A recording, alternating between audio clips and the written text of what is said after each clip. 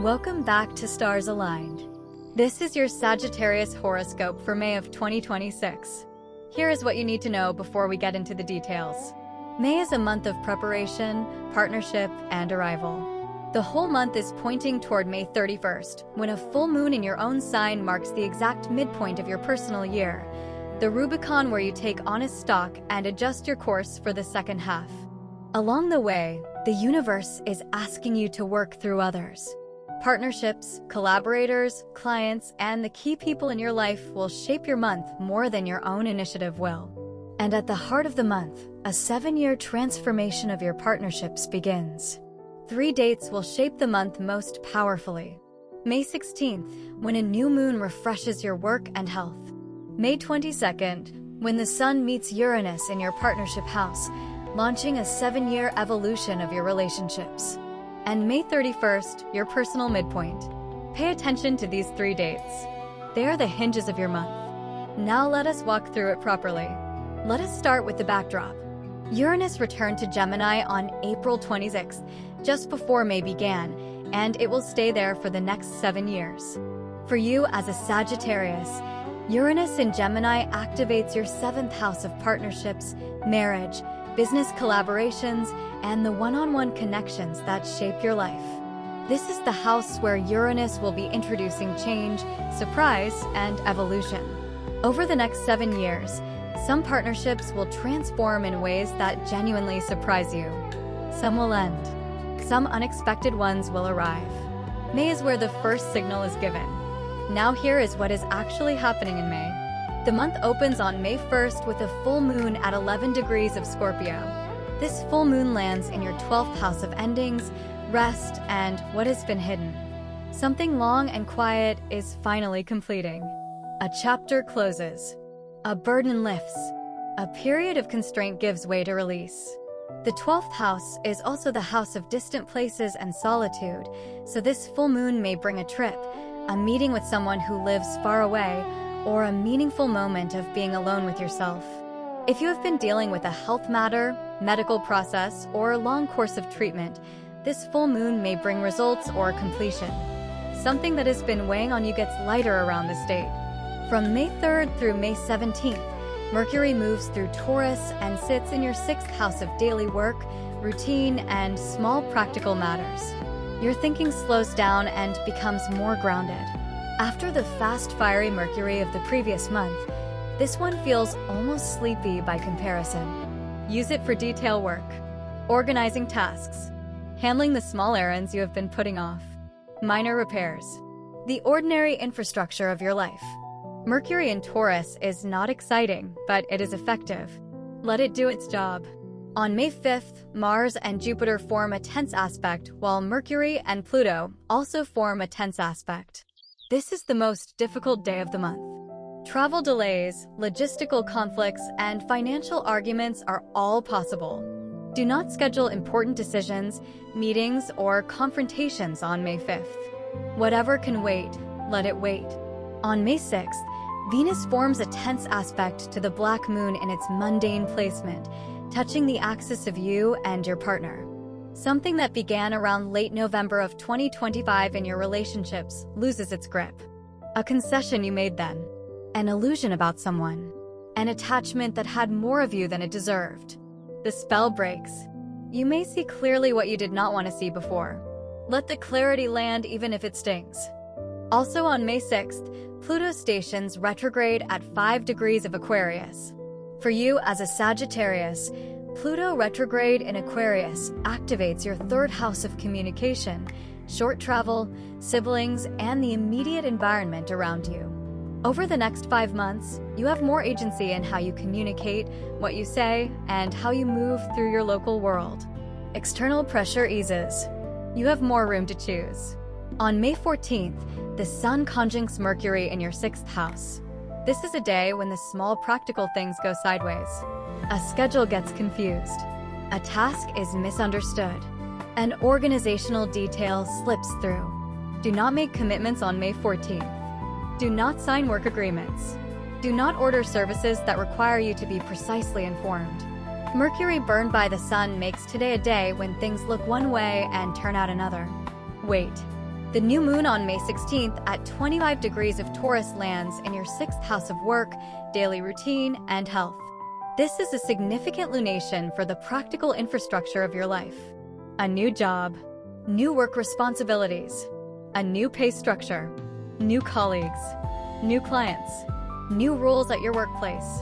Or for some of you, new domestic responsibilities, a new health routine, a new approach to how your daily life is organized. And because this new moon is conjunct Uranus at 0 degrees of Gemini in your partnership house, what arrives may be unexpected and may also involve the key people in your life. Set intentions around how you want your work, your health, and your daily life to feel over the next 12 months. Be specific. Be willing to receive surprises. Also on May 16th, Mars aligns with Chiron in your 5th house of creativity, romance, and children. An old wound in these areas may surface. A creative project that received criticism when you expected admiration. A romantic hurt you have not fully processed. A tender memory involving your child. Notice what arises. Do not force a resolution today. On May 17th, Mercury enters Gemini and moves into your 7th house of partnerships, where it will stay until June 1st.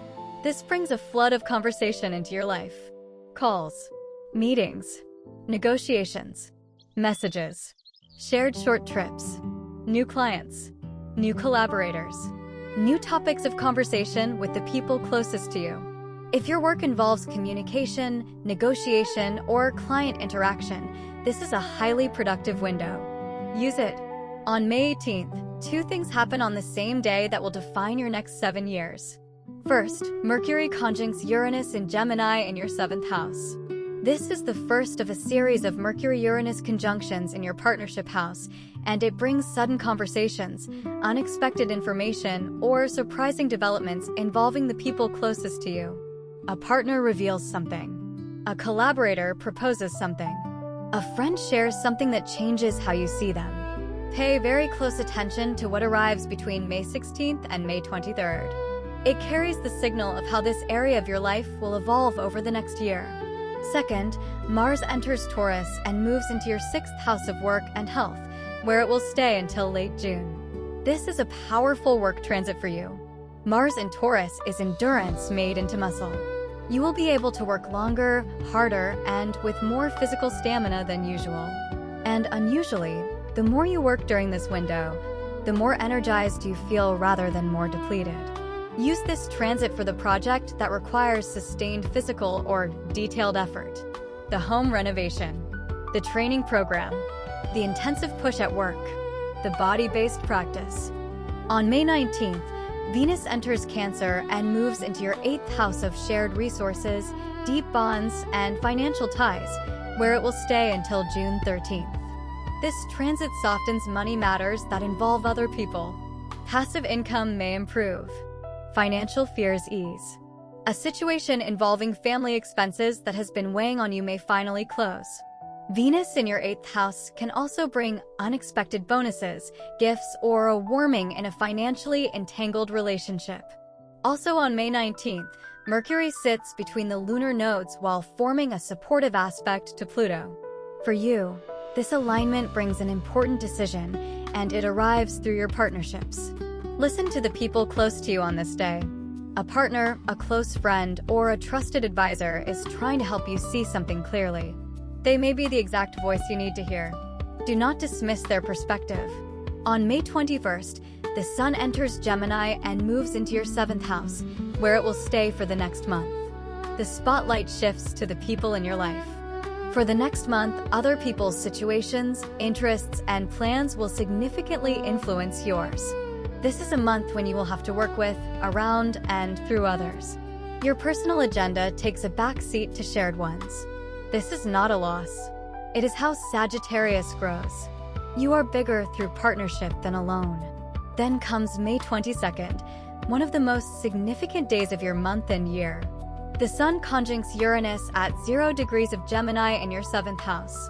This is the first Sun-Uranus conjunction of a 7-year cycle, and it launches a long chapter of transformation in your partnerships. This transit is not always easy. Uranus in your 7th house can break old ties that no longer serve you. It can radically change your social circle. It can introduce unexpected people who become deeply important. It can surprise you with what it asks you to release and what it asks you to embrace. Set intentions on this day. Be honest with yourself about what partnerships in your life are ready to evolve. The choices you make in the days around May 22nd will shape the relationships that unfold for you between now and 2033. On May 20th, the Sun sits between the lunar nodes while Mercury squares the black moon in its mundane placement. This day may activate a desire to prove something to someone who misjudged you, to correct a situation in a relationship where you feel you were misunderstood.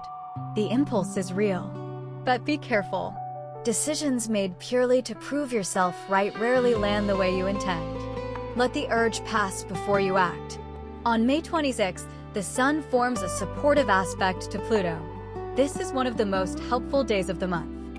Processes that began in January of this year accelerate. For you, this aspect favors work matters, important documents, travel, family questions, and decisions about learning or transportation. If you have been slowly building something, today gives it a push. The month closes on May 31st with a full moon at 9 degrees of Sagittarius in your own sign. This is the most important day of your month. Your personal year runs from the new moon in your sign to the next one. The last new moon in Sagittarius was December of 2025. The next will be December of this year. May 31st sits exactly in the middle. It is your Rubicon. Take stock. Remember what you wanted when your personal year began. Compare it to where you stand today. Adjust your course. A full moon in your own sign completes whatever is most significant in your life right now. For some of you, this is a relationship result. For some, a career decision. For some, a major purchase. For some, a visible change in how you present yourself. But the full moon also activates a sensitive axis in the mundane chart on this date, so the days surrounding May 31st require care. Do not take unnecessary risks. Let the culmination land rather than forcing the new beginning. Here is the through line of your month, Sagittarius. May is asking you to let others lead while you observe, support, and collaborate. It is also asking you to end a long chapter in your 12th house, begin a new one in your work and daily life, and most importantly, meet yourself honestly at the midpoint of your personal year on May 31st.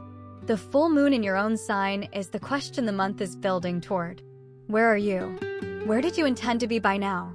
What needs to change so that the second half of your personal year delivers what the first half promised? A few practical recommendations for navigating May. First, honor what is completing around May 1st. Let the long chapter close. Second, avoid important decisions on May 5th and May 14th. These are days when clarity is compromised. Third, between May 17th and May 23rd, pay very close attention to what your partners, close friends, and collaborators are telling you. They are speaking into your 7-year evolution. Fourth, on May 22nd, be honest about which partnerships are ready to transform. Do not cling to what no longer fits. Fifth, on May 26th, say yes to what accelerates. Do not second-guess momentum. Sixth, on May 31st, do not take unnecessary risks. And most importantly, be honest with yourself at the midpoint of your personal year. Where are you? Where did you want to be?